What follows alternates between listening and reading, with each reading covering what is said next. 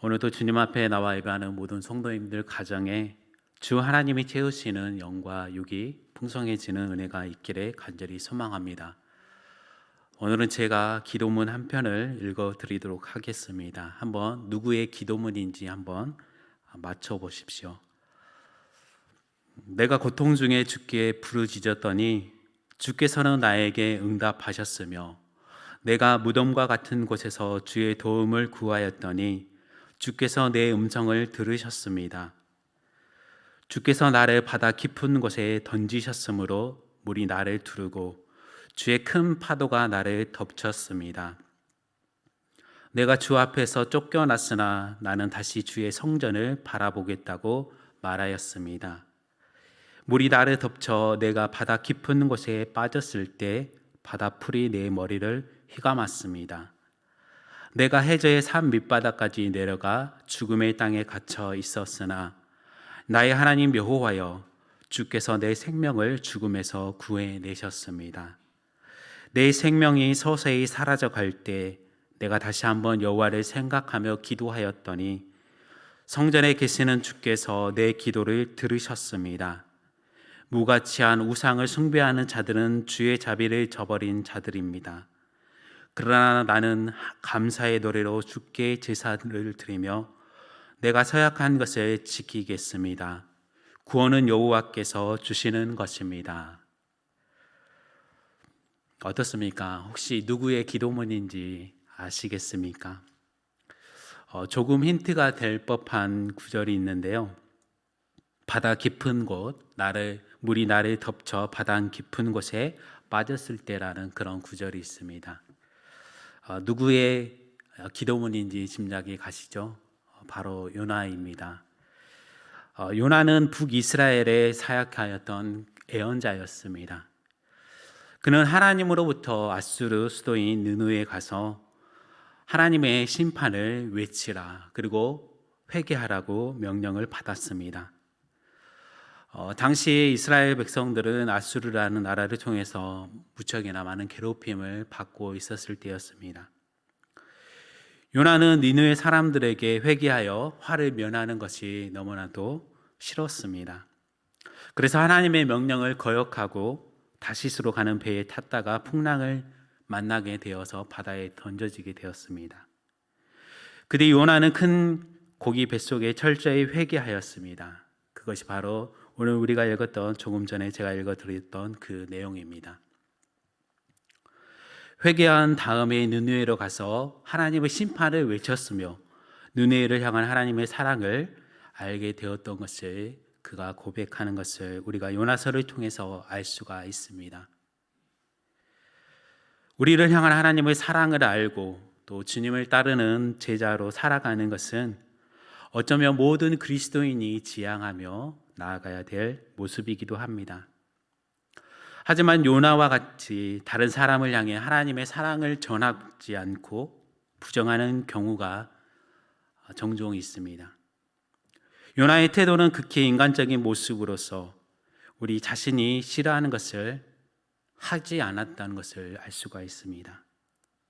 왜냐하면 이스라엘을 무척이나 괴롭히는 백성을 향해 하나님의 뜻을 그가 전하고 싶지 않았습니다. 생각해 보면 우리가 싫어하는 민족이 있다고 하면 그 민족을 향해 나아가서 하나님의 뜻을 선포하라고 하였을 때 과연 우리는 그 민족 앞에서 하나님의 뜻을 선포하고 회개하라고 다시 돌아서라고 말할 수가 있을까요? 어디까지나 우리는 사람의 수준에서 사람의 생각과 사람의 방법으로 사람의 마음이 앞서기 때문에 우리는 조금 주저하고 우리를 싫어하는 민족에게 나아가지 못하는 경우가 있을 것입니다. 그렇지만 하나님의 마음을 비로소 우리가 알게 되어질 때 우리는 사람을 향한 마음을 넘어서 하나님의 뜻과 하나님의 계획을 가지고 행할 수가 있게 되어질 것입니다. 그것이 하나님의 사랑을 우리가 조금씩 알아가는 그런 방법이기도 합니다. 생각해 보면 사람들의 생각과 방법의 뜻은 대부분 아니다라고 하나님의 뜻에 말하는 경우가 있습니다. 반면 하나님의 계획은 죄송합니다. 제가 말을 잘못했네요. 사람의 방법과 뜻에는 대부분 예스라고 우리가 하나님의 뜻을 거역하는 경우가 있습니다. 반면에 하나님의 계획은 우리가 생각했을 때 노라고 얘기하는 경우가 더러 있을 것입니다. 어쩌면 나의 생각은 당연한 것이고 하나님의 생각은 맞지 않다라고 하는 것입니다. 그렇게 되어질 때 하나님의 방법과 하나님의 뜻을 우리는 전혀 알 수가 없게 되어집니다. 그러므로 우리는 사람의 방법이 아니라 하나님의 방법에서 우리에게 필요한 이유를 생각해 보아야 합니다. 당연히 우리는 하나님의 뜻을 전하려면 하나님이 원하는 방법과 또 하나님이 가라 하는 곳을 향해 나아가야 합니다. 그래야 그곳에서 하나님의 사랑을 알게 되어지고 하나님이 무엇을 요구하시는지, 하나님이 무엇을 전하려고 하는지, 그리고 어떻게 전하라고 하는지 방법과 뜻을 알게 되어집니다. 그 사랑을 알게 되어진다면 나의 방법은 어쩌면 온데간데 없이 사라지고 하나님의 방법만이 남게 될 것입니다. 하나님의 사랑은 우리의 연약함을 치료하기 위함의 방법입니다. 그리고 하나님의 사랑은 우리의 부족함을 채우기 위한 방법이고 또 연약함을 온전케 하기 위한 하나님의 방법입니다. 그 하나님의 사랑을 우리 모두가 깨달아 아는 은혜를 오늘 우리가 이 시간 함께 누려갈 수 있기를 소망합니다. 저는 기도할 때 가끔 이렇게 기도하기도 합니다. 하나님이 원하시는 대로 나아가겠습니다. 사실 우리가 이런 기도를 많이들 하기도 할 것입니다.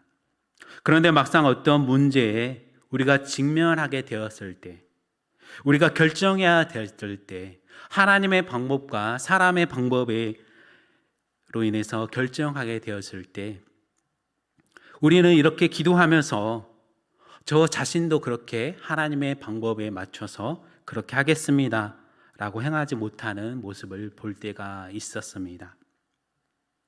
요나처럼 내가 원하는 대로 행동하는 경우를 보았던 것입니다.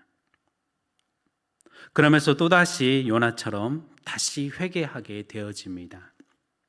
요나가 회개한 이후에 니느웨로 가서 다시 회개를 외치면서 기도하였던 것처럼 우리가 왜 요나와 같이 회개를 하지 못하고 그렇게 하나님께 뜻을 구하지 못하고 돌아서지 못하는 이유가 무엇 때문일까요?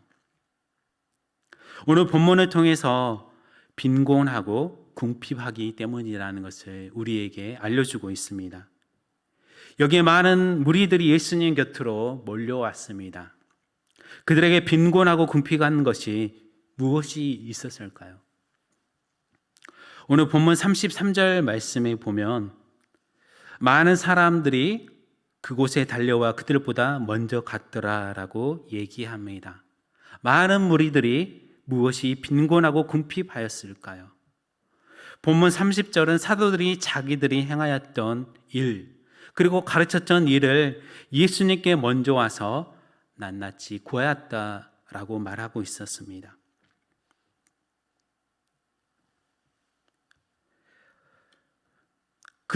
제자들이 지금 예수님께 낱낱이 말하고 있었던 것이 무엇이었을까요?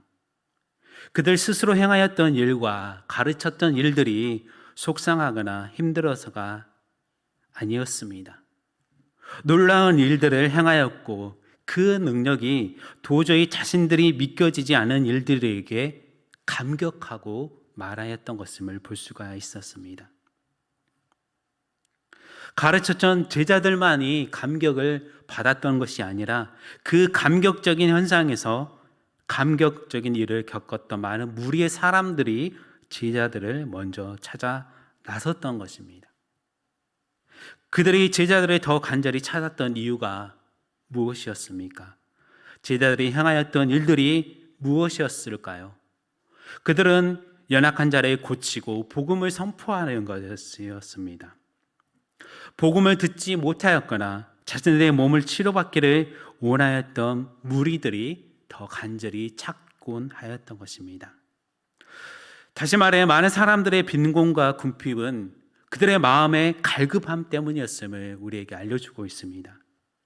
우리의 마음의 빈곤함은 더욱 간절히 해결의 방법을 찾곤 합니다. 마음의 빈곤과 궁핍을 해결해 주실 분을 찾게 되어지는 것이죠.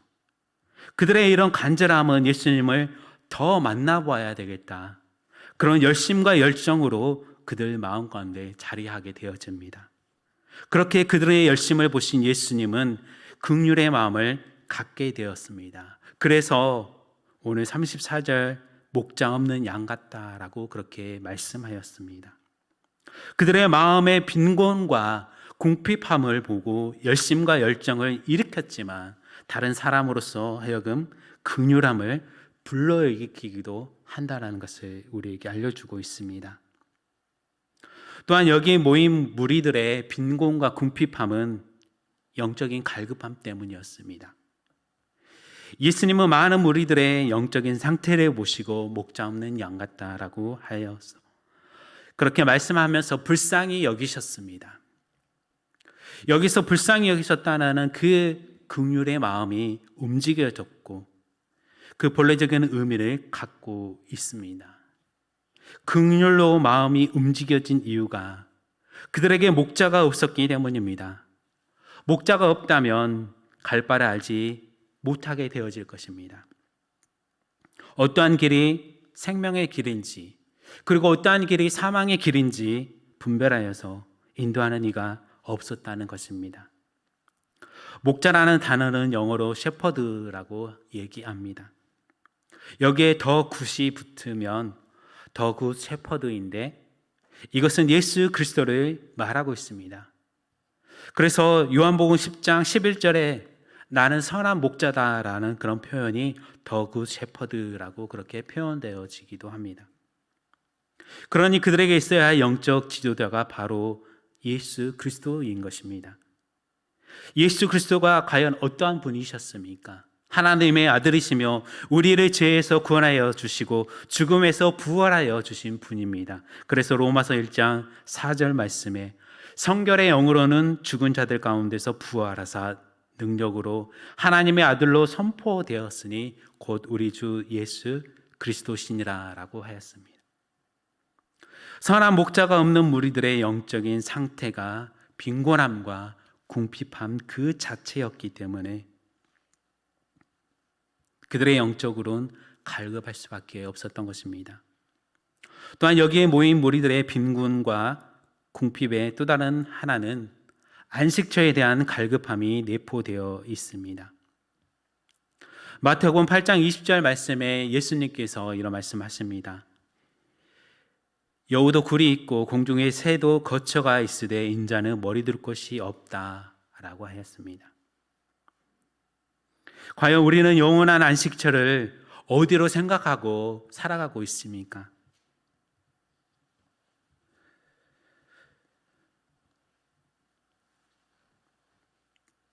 오늘 장례식장에서 돌아오는 길에 많은 아파트를 보면서 저곳에서 내가 살 집이 한 군데도 없구나라고 얘기하는 권사님들의 얘기를 들었습니다. 과연 우리도 그런 때가 있었을 것입니다. 세상이 주는 안락함에 의해서 영원한 안식처를 어디에 품고 우리가 살아가고 있습니까? 예수님의 영원한 안식처도 이 세상이 아니었다라고 마태복음 8장 20절에는 말씀하였던 것입니다. 영원한 생명이 있고 보다 더 유익을 안겨줄 수 있는 곳을 원하고 사람들은 더 안락함과 쉼을 얻을 수 있는 곳을 찾곤 합니다. 무리들이 예수님 곁에 모였던 그 무리들이 지금 서 있는 곳은 아무도 거하지 않는 그런 빈들이었습니다. 또 하나 안식처가 없으므로 추위와 싸워하는 그런 어둠이 다가오고 있었습니다. 현대를 살아가는 우리의 안식처에 관해 다양한 사고와 생각을 통해서 우리는 그런 안식처를 마련하고 있습니다. 어떤 사람은 자동차를 우리 안식처로 삼은가 하며 어떤 사람은 깊은 산속 아무도 찾지 않는 곳을 안식처로 삼기도 하고 어떤 사람은 반 지하를, 어떤 사람은 높은 옥상에 작은 집을, 어떤 이는 두 다리만 뻗을 수 있는 작은 공간을, 또 어떤 사람은 혼자 청소하기 버거울 정도로 넓은 그런 안식처를 거하기도 합니다. 예수님을 따르고 예수님 앞에 나오는 자들에게는 저마다 다른 안식처의 갈급함을 안고 있었습니다. 물론 그들이 저녁이 되어 오갈 때가 지나갈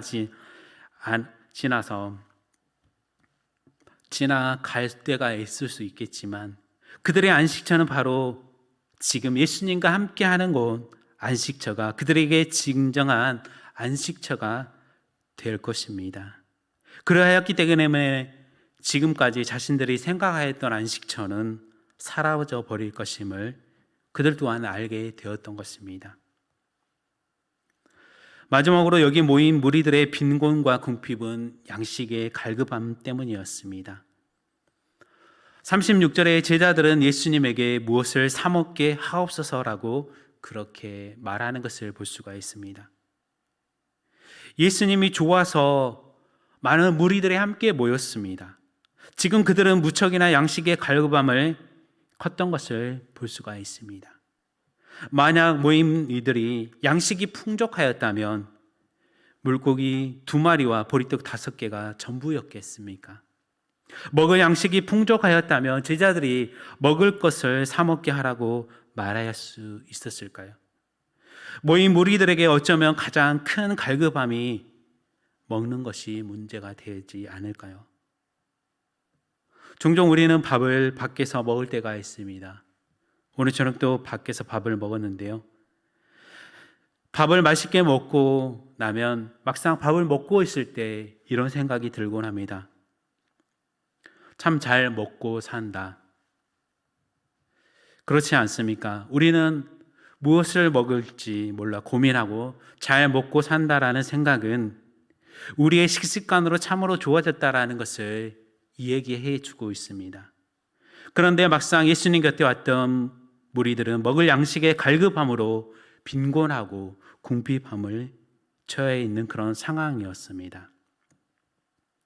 오늘 본문은 사람이 살아가면서 맞이하게 되는 가장 기본적인 빈곤과 궁핍의 갈급함을 보여주고 있습니다. 그것은 곧 마음과 영과 안식처와 양식의 빈곤과 궁핍함이었습니다. 그런데 이 빈곤과 궁핍함에 관해 우리는 사람의 방법으로 해결하기 위해서 애쓰며 힘써 왔음을 볼 수가 있습니다. 이렇게 빈곤과 궁핍함에 관해 이야기하였던 이유가 바로 사람들의 빈곤과 궁핍함이 무엇인지 알려주고 그것을 예수님이 어떻게 채워주셨는지 우리는 알아야 합니다.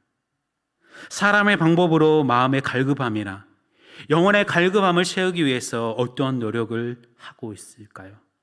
또 사람의 방법으로 안식처의 갈급함을, 양식의 갈급함을 채우기 위해서 우리는 어떻게 노력해 왔습니까? 우리가 힘쓰고 애썼던 풍족함을 위한 것은 예수님을 의지하고 하나님을 의지하여 채우기 위해 힘써 왔다라고 어떻게 우리가 자신 있게 말할 수가 있을까요? 사람의 연약함은 사람의 방법에 머물러 있기에 채워지지 않는 빈곤함과 궁핍함의 갈급함이 계속될 수밖에 없었습니다. 그렇지만 오늘 예수님은 제자들과 우리들에게 이렇게 말씀하고 있습니다. 너희가 주라. 너희가 주라. 그런데 그냥 주는 것이 아닙니다. 거기에는 예수님의 마음을 담아야 하였습니다. 그러기 위해서는 예수님이 원하신 마음을 우리가 알아야 합니다. 예수님께서 우리의 상황을 아시고 먼저 자리를 내어주시면서 이렇게 말씀하였습니다. 그래, 수고했다. 잠깐 쉬어라. 감격스러운 일들과 가르침을 마치고 돌아왔던 제자들에게 예수님은 이렇게 말하였던 것입니다. 너무나 수고했다. 잠시 쉬어라. 우리의 빈곤함과 궁핍함을 아시는 주님께서 먼저 안식의 자리로 인도하였습니다. 지치고 힘들었던 것을 아셨습니다. 제자 뜻대로 되지 않아도 주님을 아셨기 때문에 먼저 자리를 내어주셨습니다. 특별히 제자들에게만 은혜를 베푸신 것이 아니라 많은 무리들에게 베푸신 은혜는 더 많고 더 컸을 것입니다. 34절에서는 큰 무리들을 보시고 목자 없는 양 같아 너무 마음이 아팠습니다. 그래서 불쌍히 여기면서 더 많은 것을 그들에게 가르쳤습니다. 자녀들에게 우리는 더 많은 것을 가르치려 할 때가 있습니다. 하는 것이 못마땅하기도 하고 나의 성이 차지 않는다는 그런 이유에서도 그렇지만, 그런데 이 모든 것은 부모로서 자녀에 대한 불쌍히 여기는 그런 마음 때문에 포함되어 있음을 우리는 알 수가 있습니다. 자녀들의 삶이 더 잘 되었으며 나의 못난 모습을 담지 않았으며 조금 더 잘하고 의젓하고 담대했으면 하는 바람입니다. 지금의 처지가 너무나 딱해 보여서 안쓰러웠던 것입니다. 이런 긍휼의 마음은 사랑해서 자녀를 대하듯이 예수님의 마음이 지금 그렇다라는 것입니다. 많은 무리들의 안쓰러운 점들이 하나둘씩 보였습니다. 그래서 더 많은 것을 그들에게 가르쳐 주고 싶었습니다. 우리의 마음을 아시는 주님은 안식을 주심과 동시에 더 많은 것을 가르치시며 성숙한 그리스도의 삶을 알려주는 그 사랑을 기억해야 할 것입니다. 예수님은 우리의 영과 마음을 채워주실 뿐만 아니라 우리의 몸도 채워주셨습니다.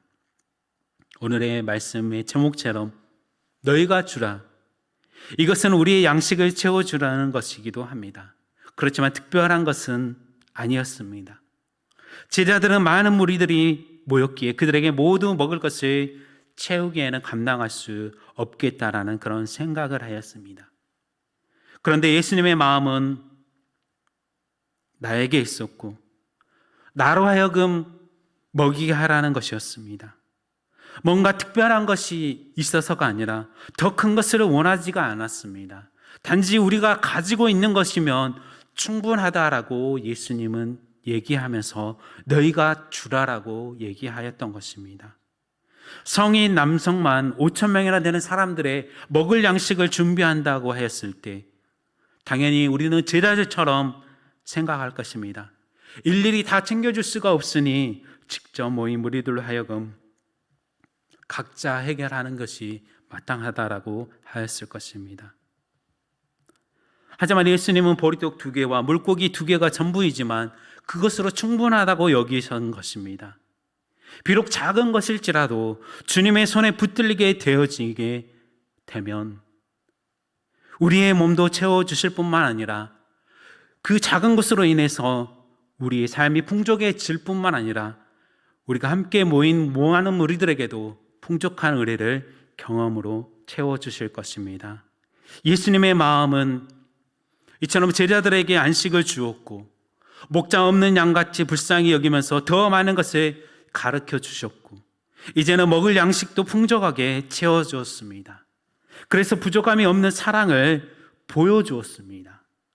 항상 부족하다고 여겨왔던 마음에 우리의 영혼에 우리 안식처와 양식의 갈급함을 예수님은 사람의 방법에 따라서가 아니라 하나님의 방법을 선택하여서 충만하게 우리 삶을 채워주셨습니다. 그 은혜가 지금도 나의 삶 안에서도 풍성하게 하나님은 채우고 계심을 우리가 굳게 믿고 나아갈 수 있기를 소망합니다. 그렇다면 예수님은 어떻게 사람의 방법이 아닌 하나님의 방법으로 우리의 빈곤과 궁핍함을 채우셨을까요? 오늘 41절 말씀을 한번 보시면 하늘을 우러러 축사하시고 라고 그렇게 말씀하고 있습니다. 하나님의 방법은, 예수님께서 하셨던 방법은 하나님 아버지의 능력을 전적으로 신뢰하였고 신뢰하는 그 하늘을 우러러서 축사하였습니다. 감사기도 하였다는 것이죠. 예수님의 능력이 없으셔서 감사기도하는 것이 아닙니다. 그것은 제자들과 무리들과 오늘 나에게도 믿음의 교훈을 가르치기 위한 그런 믿음의 본보기였던 것입니다. 우리의 빈곤과 궁핍한 상황과 여건에서도 아주 작은 것일지라도 감사기도하길 원하셨습니다. 감사의 기도는 전적인 하나님에 대한 신뢰의 고백이 되어지는 것입니다. 불평이 아니라 오히려 감사인 것입니다. 나의 빈곤과 궁핍한 상황에서 필요한 것은 세상과 사람들의 도움의 손길이 아닌 하나님의 손길이 필요하였습니다. 지금 당장에 이 많은 무리들을 먹여야 될 것 같은 제자들은 각자 알아서 먹게 하지, 이것이 사람들의 방법입니다. 하지만 하나님의 방법은 우리에게 있는 것으로 함께 하나님께 간구하며 은혜를 구하며 나아가기를 간절히 원하는 것입니다. 요나의 모습에서도 사람의 방법으로서는 다시스로 가는 것입니다. 하지만 뜻을 돌이켜 하나님의 사랑을 알게 하여서 니느웨로 다시 돌이킬 수 있었습니다. 사람의 방법으로서는 우리가 전혀 하나님의 뜻을 알지 못할 때가 참 많이 있습니다. 하나님의 큰 사랑도 알지 못할 때가 있습니다. 그렇기 때문에 우리에게 필요한 것은 하나님의 사랑을 바로 알아가는 것입니다.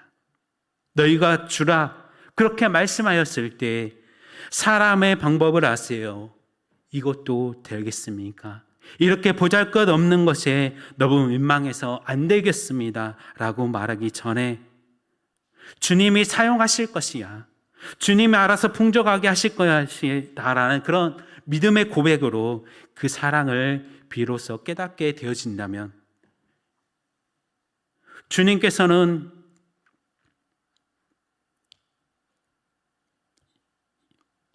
우리에게 이것밖에 없는데 이거라도 함께 나누겠습니다 라는 그런 고백을 오히려 더 기쁨으로 받아서 우리 삶을 채워주실 것입니다. 사랑하는 성도 여러분, 우리의 빈곤한 상황과 궁핍한 상황이 언제건 찾아올 수밖에 없습니다.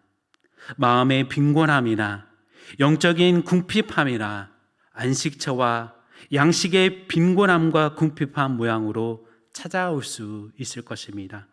그렇지만 그때마다 우리는 이 오병이어의 사건을 기억할 수 있기를 바랍니다. 사람의 방법이 아닌 하나님의 방법과 하나님의 채우심을 기억할 수 있기를 소망합니다. 나의 하나님은 삶에 지쳐가는 나에게도 소망이 없는 나에게도 안식을 주십니다. 불쌍히 여기시며 생명의 길로 인도하십니다. 때로 먹을 것이 없을 때, 춥고 헐벗었을 때도, 연약했을 때도 주님은 나를 위해서 하나님 아버지께 친히 간구하시는 그런 분이십니다.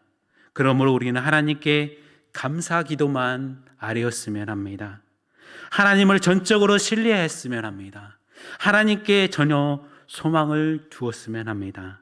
만물의 주관자 하나님이 나의 주인이 되심에 참으로 감사했다라고 그렇게 고백할 수 있는 저와 여러분의 삶이 될 수 있기를 간절히 소망합니다. 함께 기도하겠습니다.